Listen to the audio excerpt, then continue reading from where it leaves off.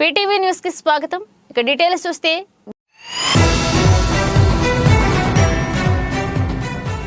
కోనసీమ జిల్లా అమలాపురంలో junior chamber international JCI వారోత్సవాలు మంగళవారం అట్టహాసంగా ప్రారంభమయ్యాయి.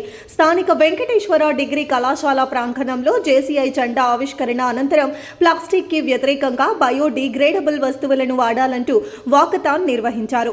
జేసీఐ ప్రతిష్టాత్మకంగా ప్రతి ఏటా జూలై 10న హ్యూమన్ డ్యూటీస్ దినోత్సవంగా ఐక్యరాజ్య సమితికి ఆన్లైన్లో పిటిషన్ దాఖలు చేసే విధంగా విద్యార్థులకి జేసీఐ ప్రతినిధులు సూచించారు.